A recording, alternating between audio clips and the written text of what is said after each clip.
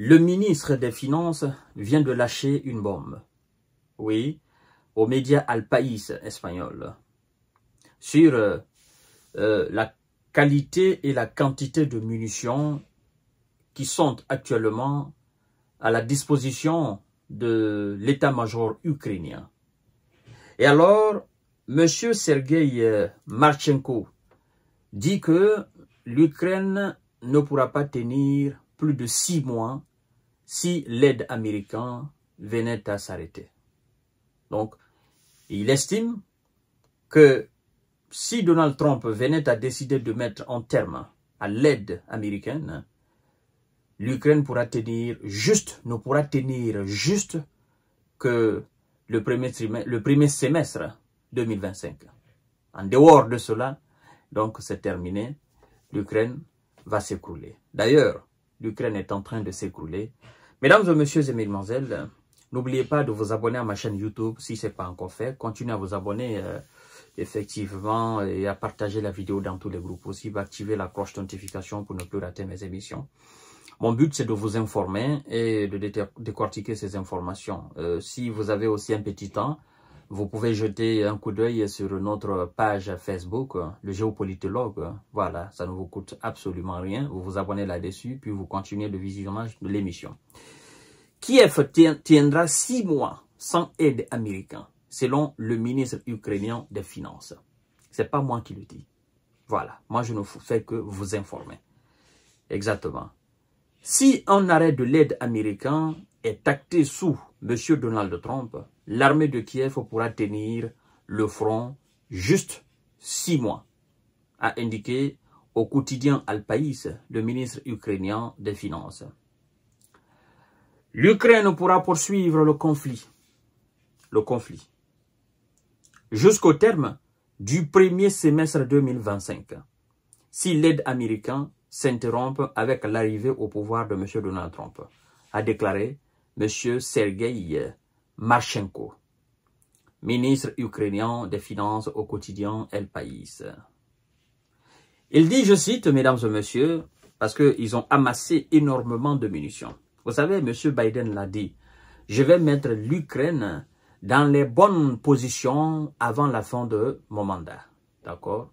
Avant 2025, le 20 janvier 2025, il fera le maximum. Tout ce qui a été voté pour l'Ukraine, qui n'avait pas encore été livré, lui va tout livrer. Donc, il va tout planifier.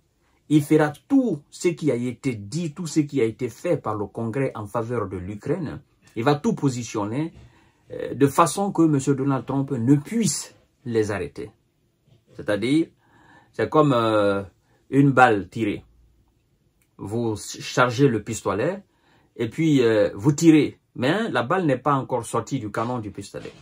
Donc là maintenant, le tireur ne peut pas, même si un autre tireur venait à faire quoi que ce soit, on ne peut plus arrêter la balle. Donc, M. Biden est en train de faire le tout pour que l'Ukraine soit en très bonne position pour résister à l'armée de M. Vladimir Poutine. Sauf que s'il n'y a pas de paix, la situation va continuer au-delà de 6 mois.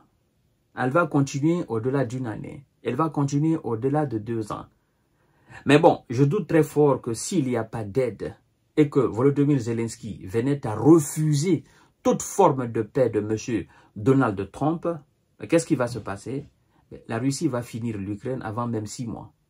La Russie va atteindre ses objectifs sur le territoire ukrainien avant même 6 mois. Parce que les Européens n'ont pas les moyens pour combler le trou, le vide qui sera laissé par les États-Unis d'Amérique. Voilà. Et on ne peut pas parler aujourd'hui de paix sans faire de concessions territoriales, effectivement, de la part pour M. Vladimir Poutine. Parce que, croyez-moi, tout ce que l'armée russe a conquis militairement, ça ne sera pas retourné. Ça, je vous le dis. Et Poutine est clair là-dessus. Et c'est pourquoi on dit à Zelensky, parce qu'aujourd'hui, il dit par exemple, on ne va pas reconnaître les territoires que la Russie a conquis. Qu'est-ce que la Russie s'en fout? Que tu reconnaisses ou pas, la Russie s'en fout de ça.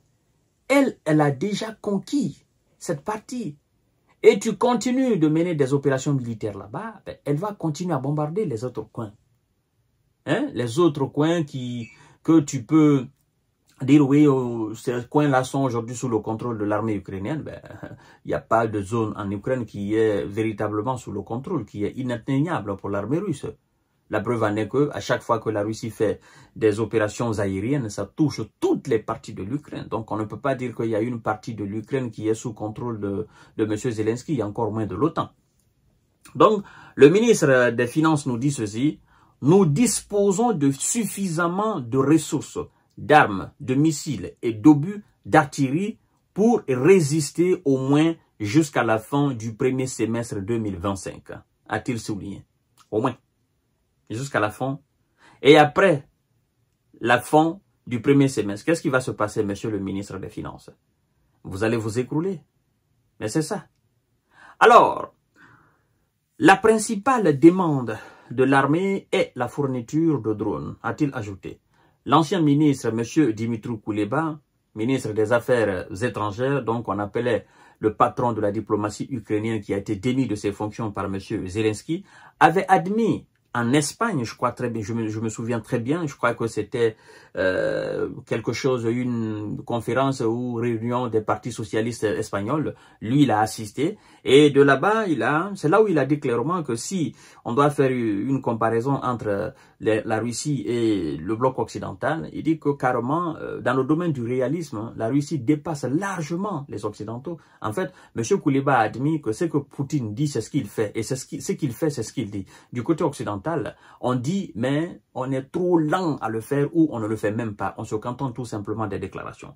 Et donc, l'ancien ministre des Affaires étrangères avait déjà admis que l'Ukraine perdrait dans le conflit si les alliés occidentaux ne fournissaient pas suffisamment d'armes à Kiev. Vous voyez?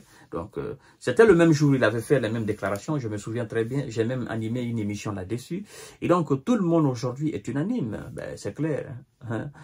Sans les États-Unis, sans l'Europe, ben, écoutez, cette situation, je crois même pas si on serait arrivé là, en 2024. La Russie aurait réglé la question. Parce que, n'oubliez pas quand même, je vous dis, dès les premières semaines, l'Ukraine était déjà à genoux militairement. Dès les premières semaines. La Russie a rapidement neutralisé les bases militaires ukrainiennes, les aérodromes, les sites militaires, les centres d'entraînement, machin. Tout ce qui est lié à l'armée, la Russie l'avait déjà anéanti complètement. Et je vous dis que M. Zelensky était prêt à appliquer et à accepter l'accord de Minsk.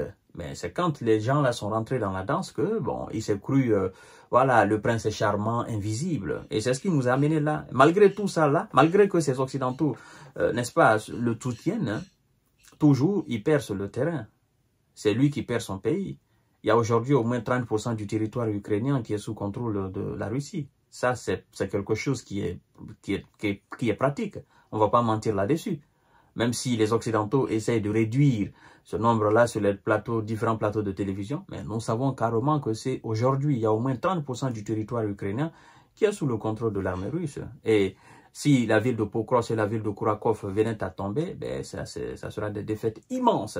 Voilà. Je vous donne rendez-vous, mesdames et messieurs, pour notre série d'informations décortiquage. Partagez la vidéo dans tous les groupes possibles. Merci beaucoup.